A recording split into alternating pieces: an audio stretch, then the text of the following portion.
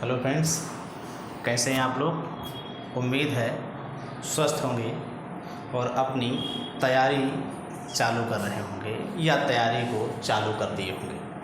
इसी श्रृंखला पे हम आज 15 अगस्त को, मैंने जैसा आपसे पिछले वीडियो पे कहा था कि 15 अगस्त को हम आपके साथ जीएस की श्रृंखला लेकर जुड़ेंगे, जिस पे आज हम आपको पहली क्लास लेक्चर 1 लेकर आपके सामने आए हैं।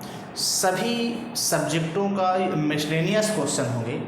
लगभग सभी सब्जेक्ट के 1 से 2 जितने भी क्वेश्चन मुझसे हो पाए हैं मैंने आपको उठाकर इस स्लाइड पे रखे हैं। तो आइए हम लोग क्वेश्चन के श्रृंखला से जुड़ते हैं। पहला क्वेश्चन दिया गया है आपका, पारिस्थितिकी तंत्र की अवधारणा प्रथम बार किसके द्वारा दी गई।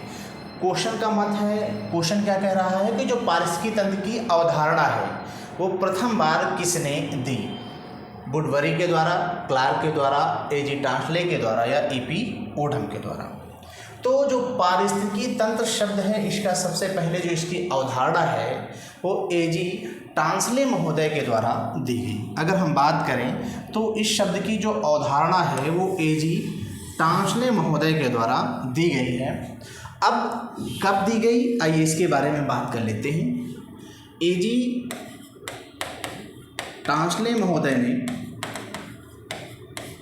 1935 में, ठीक है, 1935 में एक प्रकाशित लेख प्रकाशित किया वनस्पति से संबंधित, ठीक है, वनस्पति की अवधारणा से संबंधित एक पत्र प्रकाशित किया।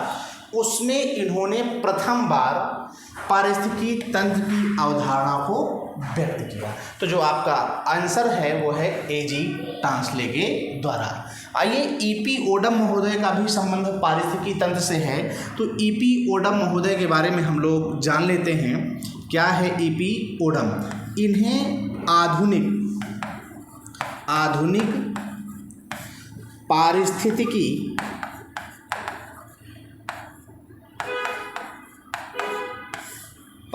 का पिता कहा जाता है, ठीक है। ई.पी. ओडम महोदय को आधुनिक पारिस्थितिकी का पिता कहा जाता है। इनकी एक पुस्तक है फंडामेंटल इकोलॉजी,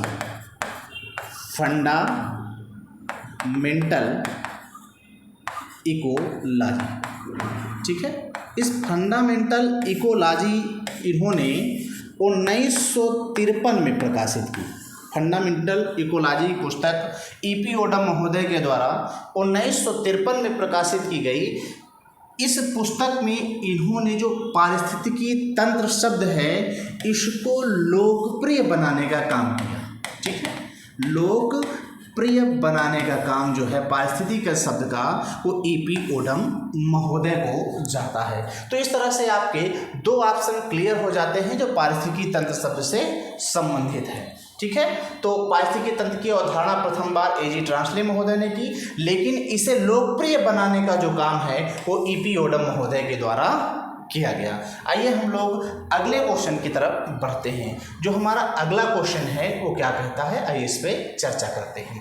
तो जो आपका अगला क्वेश्चन है वो क्या कहता है, 1956 में फुल्टा, एक शब्द है फुल्टा, ठीक है, एक शब्द है फुल्टा। शब्द किस संदर्भ में आया है, ठीक है। तो जो फुल्टा शब्द है ये किस संदर्भ में, सबसे पहले जब हम क्वेश्चन को हल करते हैं तो क्वेश्चन का नेचर समझने का प्रयास करते हैं। तो आप 1756 में जो फुल्टा शब्द है ये किससे, पहली बात तो ये देखना है कि क्वेश्चन कहाँ से है। तो ये क्वेश्चन आधुनिक भारत का क्वेश्चन है, ठीक है। हमें ये समझना है कि ये आधुनिक भारत का क्वेश्चन है, आधुनिक भारत से पूछा गया है। अब हम समझते हैं कि ये जो फुल्टा शब्द है ये किस चीज़ से संबंधित है। तो यह एक अंग्रेज अधिकारी का नाम है, या एक जहाज का नाम है, या एक इमारत का नाम है, या एक टापू का नाम है, ठीक है।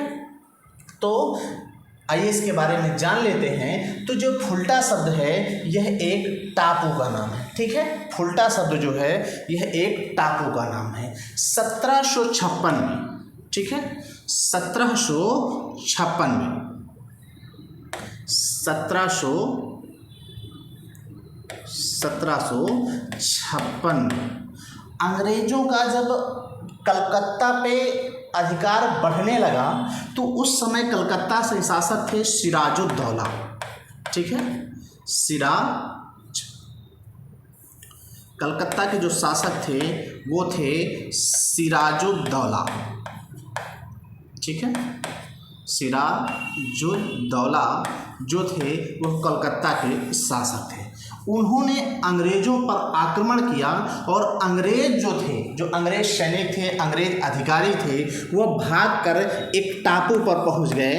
मतलब इन्हें कलकत्ता की सीमा से बाहर खदेड़ दिया, कलकत्ता की सीमा से बाहर खदेड़ दिया। और कहाँ पर पहुँचे? एक टापू पर पहुँचे और उस टापू का नाम था फुल्टा। ठीक है, ये जो फुल्टा टापू था ये ज्वारग्रस्त टापू था। ठीक है, ज्वारग्रस्त एक टापू था जहाँ पर सिराजुद्दौला ने 1756 में कलकत्ता से अंग्रेज़ों को खदेड़कर कलकत्ता के बाहर एक फुल्टा द्वीप पर इनको पहुँचा दिया। तो जो कलकत्ता है ये कहाँ पड़ता है? पश्चिम बंगाल। ठीक है, पश्चिम बंगाल। उस समय पश्चिम बंगाल के जो गवर्नर थे वो थे सिराजुद्दौला। ठीक है, तो ये क्वेश्चन आपका समझ में आ गया होगा। इसका एक और महत्व, एक अंग्रेज, कई सारे अंग्रेज अधिकारी आधुनिक भारत में कई सारे नाम हैं। इसके बाद बात करें एक जहाज का नाम, तो जहाज शब्द से यहाँ हमें एक चीज़ समझ लेनी है, दो जहाज बहुत ज़्यादा पूछे जाते हैं। एक वह जहाज जिससे महात्मा गांधी, ठीक है, महात्मा गांधी जो है वह द्वितीय गोलमेज सम्मेलन में भाग लेने गए थे। ठीक है, उस जहाज का क्या नाम है? द्वितीय गोलमेज सम्मेलन। ठीक है, द्वितीय गोलमेज सम्मेलन में जिस जहाज से महात्मा गांधी गए थे उसका नाम है एस राजपुताना। ठीक है, दो जहाज आधुनिक भारत में बहुत महत्वपूर्ण हैं। एक वह जहाज, कई बार क्वेश्चन पूछा गया है कि महात्मा गांधी द्वितीय गोलमेज सम्मेलन में किस जहाज से सवार होकर भाग लेने गए थे, तो उस जहाज का नाम है एस राजपुताना। एक जहाज और बड़ा महत्वपूर्ण है कि जिस स्वतंत्रता आंदोलन के समय हांगकांग से कुछ स्वतंत्रता सेनानी जो है वह कनाडा के वैंकूवर गए थे, उस जहाज का क्या नाम है? तो हांगकांग से जब कनाडा की यात्रा जो किए थे उस जहाज का क्या नाम है? बहुत ज़्यादा पूछा जाता है, कामाटा गारू या मारू। ठीक है, कामाटा गारू या मारू, कहीं कहीं कामाटा मारू, इस जहाज का नाम था कामाटा मारू। तो इस तरह से आपका क्वेश्चन नंबर 2 क्लियर होता है कि 1756 में फुल्टा शब्द किसके लिए प्रयोग किया गया था? एक टापू के लिए प्रयोग किया गया था। तो आइए हम लोग अगले क्वेश्चन की तरफ बढ़ते हैं। तो क्वेश्चन नंबर 3 हमारा क्या कहता है, इसके बारे में हम लोग जान लेते हैं। तो क्वेश्चन नंबर 3 क्या है? पारिस्थितिकी तंत्र में एक टिकाऊ जैव समूह। अब देखिए यह क्वेश्चन पुनः तीसरा नंबर का जो क्वेश्चन है यह पर्यावरणीय चैप्टर से आपके संबंधित है। किससे संबंधित है? पर्यावरण वाले टॉपिक से आपका संबंधित, इन्वायरमेंटल टॉपिक से आपका संबंधित है। तो पारिस्थितिकीय तंत्र में टिकाऊ जैव समूह, ठीक है, जो टिकाऊ जैव समूह है वो क्या कहलाता है? इकोटोन कहलाता है, क्लाइमेक्स कहलाता है, सक्सेशन कहलाता है या सिरल कहलाता है? तो हम बात करते हैं यहाँ पारिस्थितिकीय तंत्र के बारे में। तो जब दो पारिस्थितिकी क्षेत्र के जो बीच का एरिया होता है उसे हम संक्रमण जोन कहते हैं। आइए फिगर के माध्यम से समझ लेते हैं। एक ये आपका पारिस्थितिकी तंत्र है, एक ये आपका पारिस्थितिकी क्षेत्र है। ठीक है, ये आपका एक पारिस्थितिकी क्षेत्र है और दूसरा ये आपका पारिस्थितिकी, ठीक है, इसके जो बीच का एरिया है, ठीक है, इसे हम लोग संक्रमण क्षेत्र कहते हैं। क्या कहते हैं? संक्रमण क्षेत्र कहते हैं। इंग्लिश में इसे को इकोटोन कहा जाता है। क्या कहा जाता है? इकोटोन। जहाँ पर सर्वाधिक जैव विविधता का विकास होता है। तो परिस्थिति की तंत्र टिकाऊ जैव विविधता को क्या कहा जाता है? इकोटोन कहा जाता है। आपका ऑप्शन ए सही है। अगर हम पारिस्थितिकी तंत्र के बारे में बात करें तो सर्वाधिक स्थायी जो पारिस्थितिकी तंत्र है वो क्या है? महासागर।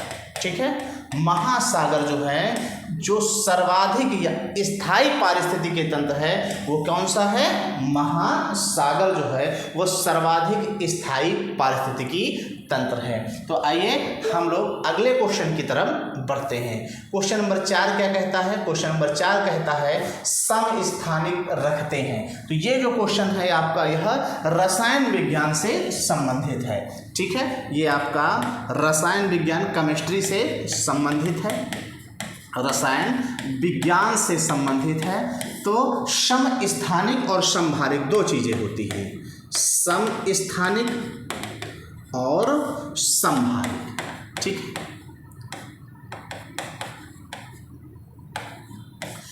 क्वेश्चन क्या कह रहा है? समस्थानिक रखते हैं। ठीक है, जो एलिमेंट्स होते हैं उसमें परमाणु क्रमांक और द्रव्यमान संख्या होती है। ठीक है, जो एलिमेंट्स इस भौतिक जगत में पाए जाते हैं उसमें परमाणु क्रमांक और परमाणु भार या द्रव्यमान संख्या होती है। समस्थानिक किसे कहते हैं? जिन एलिमेंट्स के, ठीक है, जिन एलिमेंट्स के जो परमाणु क्रमांक हैं, ठीक है, परमाणु क्रमांक समान हो, परमाणु क्रमांक क्या हो?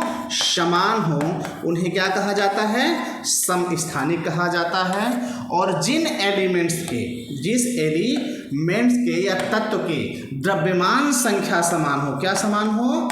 द्रव्यमान संख्या समान हो, उन्हें क्या कहा जाता है? समभारिक कहा जाता है। तो क्वेश्चन हमसे क्या पूछता है? समस्थानिक क्या रखते हैं? तो समस्थानिक के बारे में अगर हम बात करें तो जो समस्थानिक हैं वो क्या रहते हैं? समान परमाणु क्रमांक रखते हैं। मैंने आपको पीछे बताया क्या रखते हैं? समान परमाणु क्रमांक रखते हैं समस्थानिक। ठीक है, दूसरा ऑप्शन दिया गया समान द्रव्यमान संख्या। अगर पूछता, अगर यही पूछ लेता समभारिक किसे कहते हैं, तो जो समान द्रव्यमान संख्या रखते हैं उन्हें हम क्या कहेंगे? समान समभारिक कहेंगे। ठीक है, तो आइए अगले क्वेश्चन की तरफ हम लोग बढ़ेंगे। अगला क्वेश्चन क्या है हमारा? क्वेश्चन नंबर 5 क्या कहता है इसके बारे में देख लेते हैं। कौन सा एक वास्तविक मछली नहीं है? ठीक है, क्वेश्चन नंबर 5 क्या कहता है? निम्नलिखित में कौन सा एक वास्तविक मछली नहीं है? ठीक है, तो आइए ऑप्शन ए क्या कहता है? Red fish. ऑप्शन बी क्या कहता है? Dark fish. ऑप्शन सी क्या कहता है? Catfish. और ऑप्शन डी कहता है जेली फिश। ठीक है, तो निम्नलिखित में से कौन एक वास्तविक मछली नहीं है? ठीक है, बहुत सारे ऐसे नाम हैं जो मछलियों के नाम पर दिए गए। ठीक है, फिश लिखा होता है तो फिश नहीं होते हैं। ठीक है, यहाँ पर अगर हम देखें तो रेड फिश भी होती है, डार्क फिश भी होती है और कैट फिश भी होती है। ठीक है, लेकिन जो आपकी जेली फिश है ये एक मछली का प्रकार नहीं है। जो आपका एक जेली फिश है यह मछली का प्रकार नहीं है। ठीक है, तो कई सारे ऐसे नाम हैं जिन्हें हम मछली तो समझ लेते हैं लेकिन वास्तविक रूप में वो मछली होते नहीं हैं। कुछ नाम ऐसे हैं जैसे आप देखेंगे स्टार फिश, ठीक है, सिल्वर फिश, स्टार फिश, ठीक है, सिल्वर फिश, सिल्वर फिश, ये कुछ नाम हैं। Star fish, silver fish, jelly fish, ठीक है, ये मछलियां नहीं हैं। तो रेड फिश आपकी मछली है, डार्क फिश मछली है, कैट फिश मछली है, लेकिन jelly fish, star fish, silver fish ये मछलियों के नाम नहीं है। ठीक है, तो ये क्वेश्चन का आंसर आपका हुआ जेली फिश। अगले क्वेश्चन की तरफ बढ़ते हैं। क्वेश्चन नंबर 6 क्या कहता है ये देख लेते हैं। क्वेश्चन नंबर 6 कहता है निम्नलिखित में किस का अंशदान ठीक है। क्वेश्चन कहता है निम्नलिखित में किसका अंशदान भारत के घरेलू उत्पाद में अधिक रहता है। ठीक है, किसका अंशदान भारत के घरेलू उत्पाद में अधिक रहता है। तो ऑप्शन कृषि एवं आनुषंगिक क्रियाएं, विनिर्माण उद्योग, बिजली गैस और जलापूर्ति और सेवाएं। ठीक है, अगर हम बात करें भारत में 3 प्रमुख क्षेत्र हैं। प्राथमिक क्षेत्र, ठीक है, प्राथमिक क्षेत्र, द्वितीयक क्षेत्र, ये सवाल जो है वो इकोनॉमिक्स से संबंधित है। द्वितीयक क्षेत्र, ठीक है, द्वितीयक क्षेत्र और तृतीयक क्षेत्र, ठीक है, तृतीयक क्षेत्र। तो सबसे पहले हम ये समझ लेते हैं कि प्राथमिक क्षेत्र में क्या आता है। तो प्राथमिक सेक्टर पे जो सेवाएं कृषि और कृषि से संबंधित जो उत्पाद हैं, ठीक है, कृषि और कृषि से संबंधित जो उत्पाद हैं वो प्राथमिक सेक्टर में आते हैं। द्वितीयक सेक्टर में क्या आता है, आपका विनिर्माण और उद्योग, ठीक है, विनिर्माण और उद्योग जो है वो आपका द्वितीयक सेक्टर में आता है। तृतीयक सेक्टर में क्या आते हैं, सेवाएं, ठीक है, तृतीयक सेक्टर में क्या आती हैं, सेवाएं आती हैं, ठीक है। भारत की जो अर्थव्यवस्था है वो कैसी अर्थव्यवस्था है, मिश्रित अर्थव्यवस्था है, ठीक है। भारत की अर्थव्यवस्था के अगर हम बारे में बात करें तो जो भारत की अर्थव्यवस्था है एक मिश्रित अर्थव्यवस्था है। भारत की अर्थव्यवस्था विकासशील अर्थव्यवस्था है, विकसित अर्थव्यवस्था नहीं है, विकासशील अर्थव्यवस्था है भारत की, ठीक है, विकासशील, ठीक है। जिस देश की अर्थव्यवस्था, ठीक है, ग्रोथ कर रही होती है, जिस भी देश की अर्थव्यवस्था विकसित होने के चरण में विकासशील प्रक्रिया से गुजर रही होती है, वहाँ प्राथमिक क्षेत्र का जो अंशदान है वो कम होता जाता है और सेवाओं का तृतीयक क्षेत्र का योगदान जो है वो बढ़ता जाता है, ठीक है। ये बात आपको याद रखनी है। जिस भी देश की अर्थव्यवस्था विकासशील चरण से होकर गुजर रही होती है उस देश में प्राथमिक क्षेत्र का जो सेक्टर, प्राइमरी सेक्टर है, उसका अंशदान कम होता जाता है और तृतीयक क्षेत्र का अंशदान बढ़ता जाता है। तो निम्नलिखित में किसका अंशदान भारत के घरेलू उत्पाद में अधिक रहता है। तो किस क्षेत्र का अधिक होगा, क्योंकि भारत की अर्थव्यवस्था विकासशील अर्थव्यवस्था है, तो इसमें जो आपका ऑप्शन सही होगा वो ऑप्शन डी सही होगा, सेवाएं, ठीक है। सेवाओं में जो है अंशदान भारत की अर्थव्यवस्था में सेवाओं का जो योगदान है वो अधिक रहता है, ठीक है। आगे बात करते हैं हम लोग अगले क्वेश्चन की तरफ। क्वेश्चन नंबर 7 क्या कहता है, ये इसके बारे में बात कर लेते हैं। पृथ्वी पर जीवन की उत्पत्ति हुई थी आज से लगभग कितने साल पहले, ठीक है, आज से लगभग कितने वर्ष पहले पृथ्वी की उत्पत्ति हुई थी। तो इसमें सीधा सा आंसर है, ठीक है, 3.5 बिलियन वर्ष पहले। आज से लगभग 3.5 बिलियन वर्ष पहले पृथ्वी की उत्पत्ति हुई थी, ठीक है। तो इसका आंसर सीधा सा आपको मिल गया, 3.5 बिलियन वर्ष पहले। आइए अगले क्वेश्चन की तरफ बढ़ते हैं। अगला क्वेश्चन क्या कहता है, बिग बैंग सिद्धांत, ठीक है।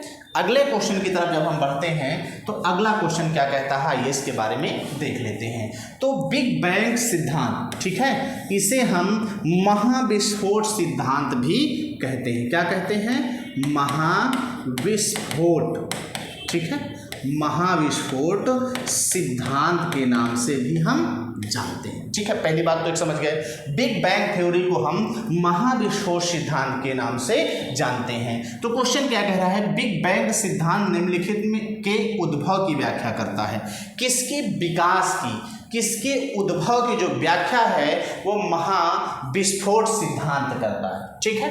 तो महाविस्फोट सिद्धांत का प्रतिपादन किसने किया था, तो महाविस्फोट सिद्धांत का जो प्रतिपादन है वो जॉर्ज लेमेंतेयर, ठीक है, जॉर्ज लेमेंतेयर महोदय ने किया था, ठीक है। तो इसका प्रतिपादन याद रखना, ये क्वेश्चन पूछा जाता है कि महाविस्फोट सिद्धांत का प्रतिपादन किसने किया था, तो जॉर्ज लेमेंतेयर ने महाविस्फोट सिद्धांत का जो है प्रतिपादन किया था। और महाविस्फोट सिद्धांत जो है वह ब्रह्मांड की उत्पत्ति से संबंधित है। किससे संबंधित है? ब्रह्मांड की उत्पत्ति से संबंधित है। ठीक है, किससे संबंधित है? ब्रह्मांड की। तो यहाँ पर ऑप्शन आपका बी क्या कहता है कि जो महाविस्फोट सिद्धांत है ये किससे संबंधित है? ब्रह्मांड की उत्पत्ति से संबंधित है। तो महाविस्फोट सिद्धांत का प्रतिपादन जॉर्ज लेमेंटेयर ने किया था। इस बात को आपको अच्छे से याद रखना है। ठीक है, आइए अगले क्वेश्चन की तरफ हम बढ़ते हैं। अगला क्वेश्चन हमारा क्या कहता है? 9 नंबर। ठीक है, 9 नंबर क्वेश्चन कहता है निम्नलिखित नगरों में से कौन कर्क रेखा से निकटतम दूरी पर स्थित है? ठीक है, निम्नलिखित नगरों में से कौन कर्क रेखा के निकटतम स्थित है? ठीक है, आप लोग अनुमान लगाइए। अगरतला, गांधीनगर, जबलपुर और उज्जैन। पहली बात तो ये याद रखना है कि कर्क रेखा भारत के कितने राज्यों से होकर गुजरती है। ठीक है, कर्क रेखा भारत के कितने राज्यों से होकर गुजरती है, आपको यह ध्यान में रखना है। सबसे पहली बात आपको यही याद रखनी है कि कर्क रेखा भारत के कितने राज्यों से होकर गुजरती है। ठीक है, तो जो कर्क रेखा है वो 23.5 डिग्री उत्तरी अक्षांश। ठीक है, इसे हम क्या मान लें? कर्क रेखा। ठीक है, ये क्या है? आपकी कर्क रेखा है। 23.5 डिग्री उत्तरी अक्षांश। ठीक है, 23.5 डिग्री उत्तरी अक्षांश को हम लोग कर्क रेखा मानते हैं। कर्क रेखा भारत के कितने? 8 राज्यों से होकर गुजरती है। भारत के कितने राज्य से?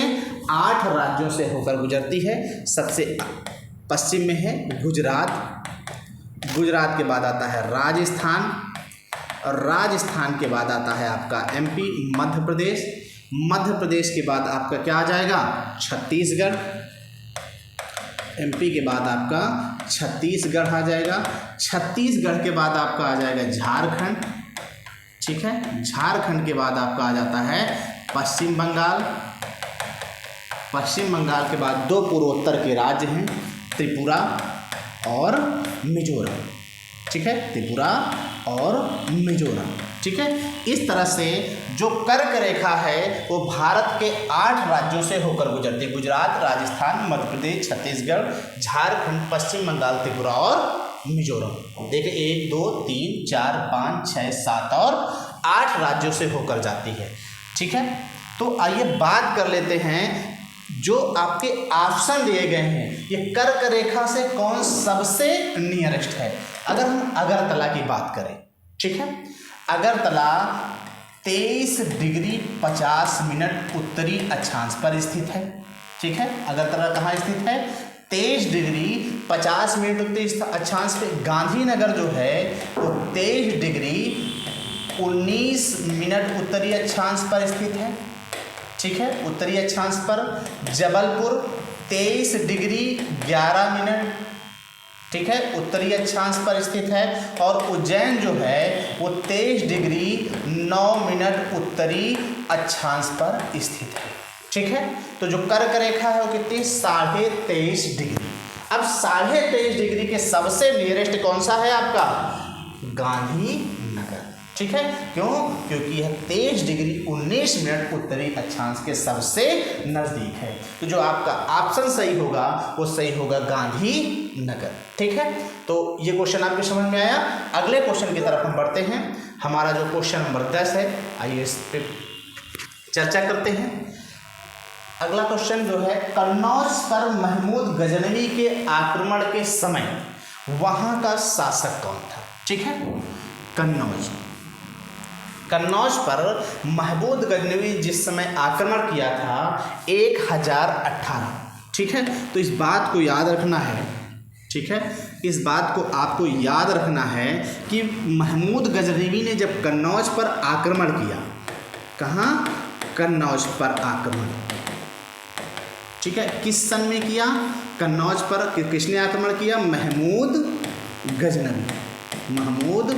गजनवी ने कन्नौज पर आक्रमण किया 1018 ईस्वी। ठीक है, याद रखना, ये सब याद रखना। कन्नौज को हम कान्यकुब्ज के नाम से भी जानते हैं। ये भी पूछा जाता है कि कान्यकुब्ज के नाम से प्राचीन भारत में या मध्यकालीन भारत में किसे जाना जाता था, तो कन्नौज को हम प्राचीन भारत में कान्यकुब्ज के नाम से भी जानते हैं। कन्नौज बहुत समय तक मध्यकालीन भारत की राजधानी भी रही है। तो ये महत्वपूर्ण है क्योंकि दोआब में बसा कन्नौज, ठीक है, कृषि प्रधान क्षेत्र था, इसलिए बहुत ही महत्वपूर्ण त्रिपक्षीय संघर्ष भी कन्नौज से बिलोंग करता है। तो जब महमूद गजनवी ने आक्रमण किया 1018 ईस्वी पर, तो उस समय गुर्जर प्रतिहार वंश का शासन था। वहाँ पर गुर्जर प्रतिहार वंश का शासन था, ठीक है, गुर्जर प्रतिहार वंश का शासन था और वहाँ शासक था राज्यपाल, ठीक है, वहाँ का शासक कौन था? राज्यपाल। तो आपको आंसर यहीं से मिल जाता है कि जब महमूद गजनवी ने 1018 ईस्वी पर कन्नौज पर आक्रमण किया, उस समय गुर्जर प्रतिहार वंश का शासन था कन्नौज पे और वहाँ का राजा था राज्यपाल, ठीक है। बाद में राज्यपाल बिना लड़े महमूद गजनवी से बिना प्रतिशोध किए या लड़े कन्नौज छोड़कर भाग जाता है। बाद के विद्याधर जो हैं वो राज्यपाल को पकड़कर और विद्याधर के पुत्र राज्यपाल की हत्या कर देते हैं। विद्याधर एकमात्र शासक है जो महमूद गजनवी से कभी पराजित नहीं हुआ। क्वेश्चन बन सकता है कौन सा मध्यकालीन भारत का शासक है जो महमूद गजनवी से पराजित नहीं हुआ, तो वो थे विद्याधर, ठीक है। लेकिन आपका जो आंसर सही है वो सही है राज्यपाल। अगले क्वेश्चन की तरफ हम लोग बढ़ते हैं। तो हमारा क्वेश्चन नंबर 11 क्या कहता है, आइए इस पे बात कर लेते हैं। निम्नलिखित में कौन सा हड़प्पीय पुरा स्थल उत्तर प्रदेश में स्थित नहीं, ठीक है। निम्नलिखित में कौन सा हड़प्पाई स्थल जो है वह उत्तर प्रदेश में स्थित नहीं, ठीक है। हुलासखेड़ा उत्तर प्रदेश में स्थित है। आलमगीरपुर उत्तर प्रदेश में हड़प्पा सभ्यता का सबसे पूर्वी स्थल, हड़प्पा सभ्यता का ये क्या है, सबसे पूर्वी स्थल है। हड़प्पा सभ्यता का जो है आलमगीरपुर सबसे पूर्वी स्थल, ठीक, सबसे पूर्वी स्थल है किसका, हड़प्पा सभ्यता का। मांडी भी उत्तर प्रदेश में ही स्थित है। देसलपुर जो है, ठीक है, ये आपका गुजरात में स्थित है। कहाँ स्थित है, गुजरात में, यह उत्तर प्रदेश में स्थित नहीं है, ठीक है। तो जो आपका ऑप्शन सही होता है वो सही होता है देसल। देसल जो है आपका वह उत्तर प्रदेश में स्थित नहीं है। कहाँ स्थित है, देसल जो है वह आपका गुजरात में स्थित है। आइए अगले क्वेश्चन की तरफ बढ़ते हैं। क्वेश्चन नंबर 12 क्या कहता है ये देख लेते हैं। क्वेश्चन नंबर 12, भारतीय उपनिवेश के प्रभुसत्ता संपन्न संविधान सभा के प्रथम अध्यक्ष, ठीक है।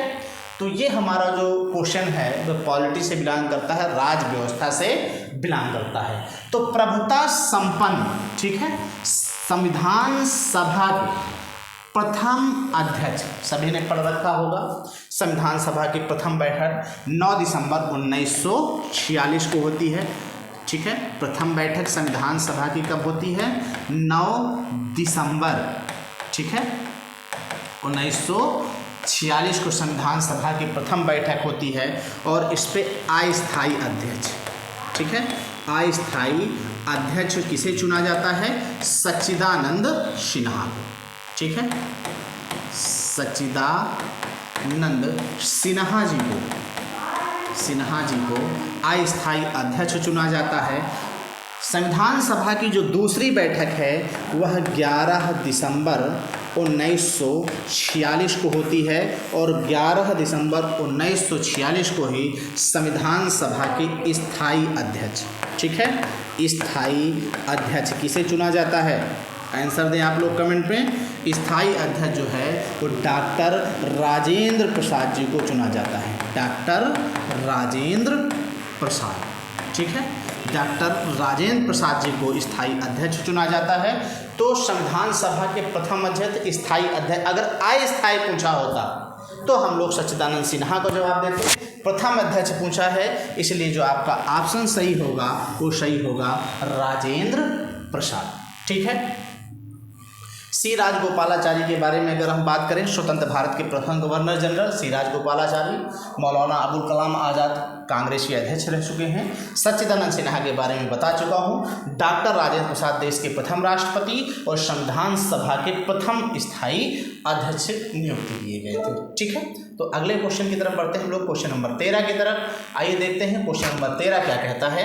क्वेश्चन नंबर 13 कहता है भारतीय संविधान में कल्याणकारी राज्य के विचारों को सम्मिलित किया गया है। ठीक है, भारतीय संविधान में कल्याणकारी राज्य के बारे में जो बात की गई है वो कहाँ पर की गई है, तो इस बारे में हमें बात करना है। ठीक है, कल्याणकारी राज्य के बारे में जो बात की गई है वो राज्य के नीति निदेशक तत्वों में कल्याणकारी राज्य की अवधारणा प्रस्तुत की गई। ठीक है, तो जो आपका ऑप्शन सही होता है, डी ऑप्शन सही होता है। कल्याणकारी राज्य की जो अवधारणा है वो राज्य के नीति निर्देशक तत्वों में समाहित की जाती है। ठीक है, प्रस्तावना को पंडित जवाहरलाल नेहरू ने 11 दिसंबर 1946 को संविधान सभा के समक्ष प्रस्तुत किया था।